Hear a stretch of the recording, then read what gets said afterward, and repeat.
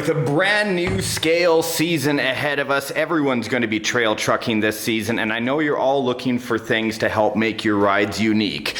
Now, for the longest time, you guys all recognize OPTiMUS OVERKiLL. If you don't, this is a build I've had for a very long time, always progressing, always evolving, and I'll leave some links to other videos of this truck in action in the video description box below. But today what I want to cover is how the heck did we get this to actually have a smoke kit installed.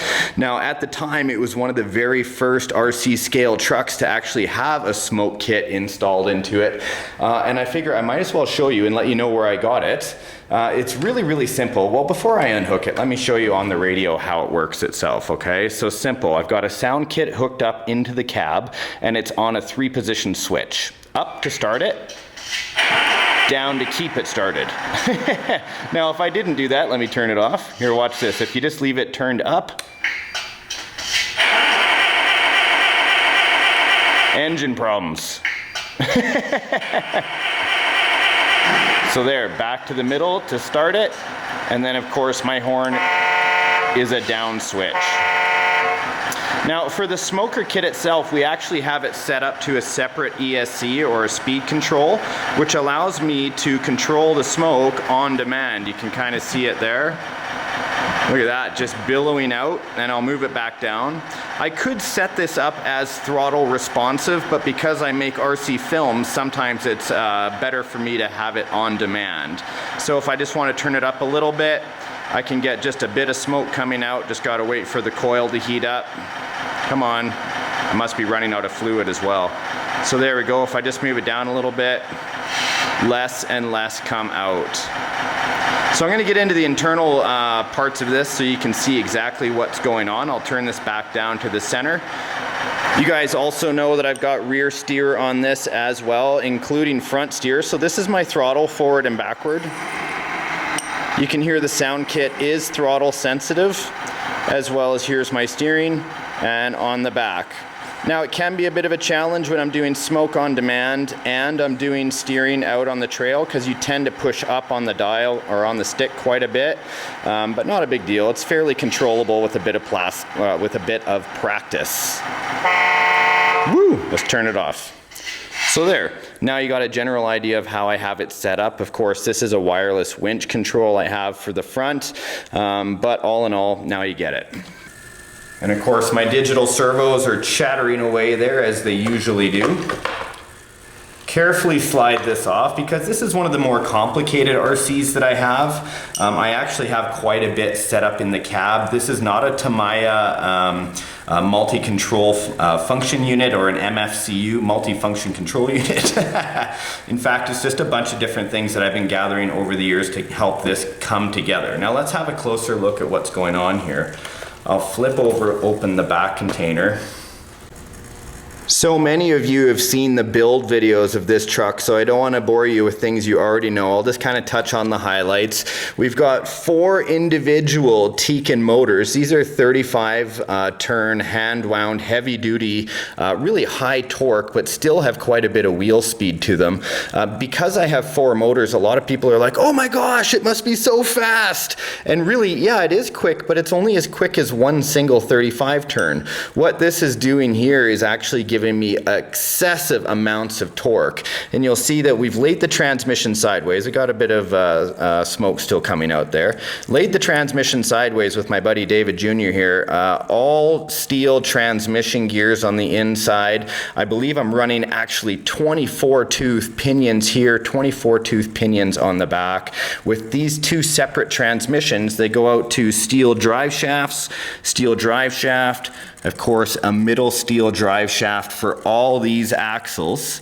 Check it out, and waterproof servos, just to make sure that it can go in the water, but it can't go in the water up over the vape kit, really. What this is out of, and I wish you guys could see it a little bit better. but here it is. Here is like a fan right here. It's just this one unit. This box actually juts off to that fan that you saw right there. And here's the power coming into this smoker kit, where there is a wick and a hot element that actually heats up the oil in here, and with the help of the fan blows it through the, well here, let me just take this off because now we can see it for good. Just made some custom couplings here, right? Just taped it all together, brass and whatnot. Helped it fit in, shaped it to go down and into the actual exhaust pipes right here on the side, hey? And all of this is like aluminum. None of it is plastic because it does get very, very hot. Now you can see the electrical tape I have on there actually is not a very good choice actually, because that oil gets in there, kind of builds up at the bottom and actually corrodes the adhesion on there, but no big deal. I'll switch it out soon enough. The one issue we have, and everybody's like, oh, why haven't you taken OPTiMUS on the rocks or anything, is that there are limitations to having an oil smoker kit in your truck. Now, what this is originally designed for, if you can look on the front, you can see what that is a tugboat. These are actually designed for boats and or trains, things that are on flat surface most of the time. You know, you get some waves with tugboats and whatnot, but you don't really get those steep inclines where you have to worry about oil running out or getting into the fan area, which will cause this fan to actually short out and not operate as well as it could. So there are limitations. All you guys thinking, hey, that's a really great option, you can if it's a show truck and you want to rip it around and go up some hills and down some hills. But if you're looking for a serious rock crawling truck, the smoker kit, in my opinion, is just going to be a challenge. And when you spill that oil everywhere, it sucks. This is like the 4th or 5th version of Overkill that we had done. And the final 2 or 3 versions actually had this smoker kit. I got it at harbormodels.com. I think that's what it's called. Into the back here, of course, I've got 2 3S batteries. These are Venom 4000s. And 2 RX-8 ESCs in the bottom, which you can't see, but they're modified. We took off the fans and whatnot. But really, none of that was necessary for this smoker kit to go in. But what was necessary, if I can find it here, having a look, must be in the back. Oh yeah, we mounted it right here. Okay, so look at here.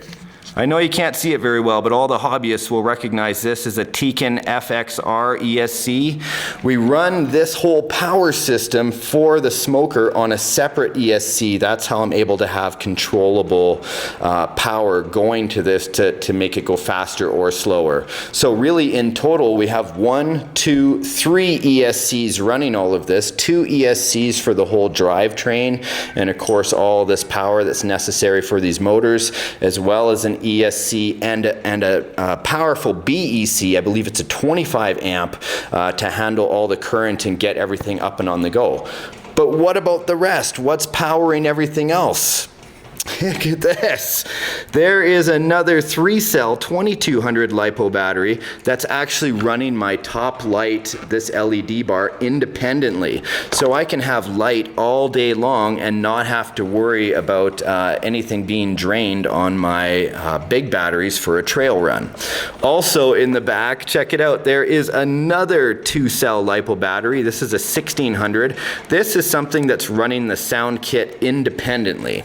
So even if these run out, the sound kit is still on.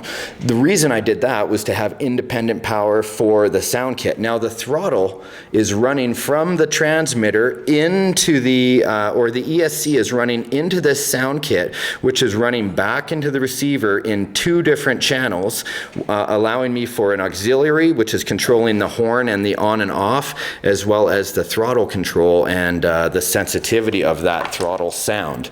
Now, I know I probably lost half the viewers already, and that's okay, because I knew it was more of a niche video for you guys. Certainly very, very cool if you want to have a smoker kit in your semi-truck. You know, really appropriate, because normally semi-trucks are really just on flat ground, hauling stuff around, having a great time, and you know, up and down hills that are pretty minor. So a smoke kit is okay. Got to tighten up my air filters there, but overall, overall, still a very, very cool truck. Lots of power. I've used it in the winter for clearing snow. We've used it on the trails, everything you can imagine. So, you know, there's no limits to the fun you can have with RC. And guys, I hope you enjoyed today's video. I hope this is something that most of you haven't seen, and I've been able to inspire you today to try new things with your RCs. I know this one is super complicated. We've got tons of videos on other RCs. If you guys need to find out something more on an entry-level RC, I'm always glad to help. Leave your comments in the comment section down below. Hopefully OPTiMUS OVERKiLL demanded a like click from you today, and you guys smash that like button for us. And until next time, my friends, thank you for tuning in. Thank you for checking out RC Adventures, and we will see you in the next episode. Now get outside and have fun with RC. Bye.